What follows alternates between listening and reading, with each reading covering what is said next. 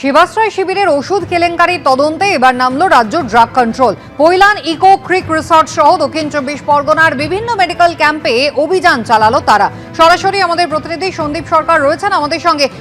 দেখো, যে অভিযোগে যে তোলাবাজির অভিযোগ উঠেছিল সেই অভিযোগ যে প্রতিষ্ঠান করেছিল সেই পৈলানের ইকো ক্রিক রিসর্ট, সেই ইকো ক্রিক রিসর্টেই হানা দিয়েছেন রাজ্য ড্রাগ কন্ট্রোলের আধিকারিকরা এবং সেখানে হানা দিয়ে সেখান থেকে বিপুল পরিমাণ যে ওষুধ যেগুলি এখনও পর্যন্ত স্টক করা রয়েছে সেই ওষুধ বাজেয়াপ্ত করা হয়েছে। পৈলানের ইকো ক্রিক রিসর্ট এবং বিষ্ণুপুর থানা এলাকার একাধিক জায়গাতে রাজ্য ড্রাগ কন্ট্রোলের অফিসাররা তারা হানা দেন। সঙ্গে ছিলেন ডায়মন্ড হারবার পুলিশ জেলার শীর্ষ পুলিশ আধিকারিকরা, এসডিপিওর পদমর্যাদার অফিসাররা।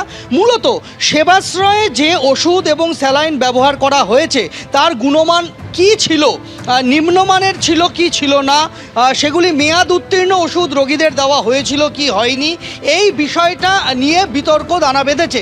এ বিষয়ে ইতিমধ্যেই মুখ্যমন্ত্রী শুভেন্দু অধিকারীকে আমরা দেখেছি বিধানসভায় বক্তব্য রাখতে।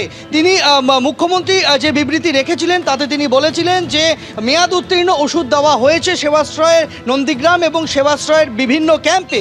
এই ঘটনা যখন বিধানসভায় ঘটছে তার পরপরই রাজ্য ড্রাগ কন্ট্রোলের আধিকারিকরা তারা তৎপর হলেন। একটা 10 জনের মেডিকেল টিম, তদন্তকারী দল তৈরি করা হয়েছে ড্রাগ কন্ট্রোলের অফিসারদের নিয়ে। তারা বিষ্ণুপুর, পৈলান এবং ডায়মন্ড হারবারের একাধিক জায়গায় তারা হানা দিয়েছেন এবং সেখান থেকে বেশ কিছু ওষুধ এবং স্যালাইনের নমুনা বাজেয়াপ্ত করে নিয়ে আসা হয়েছে কলকাতাতে যে রাজ্য ড্রাগ কন্ট্রোলের যে সদর দফতর রয়েছে সেই ড্রাগ কন্ট্রোলের কেন্দ্রীয় ল্যাবে, এবং এখানে সেবাশ্রয়ে ব্যবহৃত ওষুধের নমুনা পরীক্ষা করা হবে এবং সেই পরীক্ষার রিপোর্ট রাজ্য সরকারকে জমা দেবে ড্রাগ কন্ট্রোল।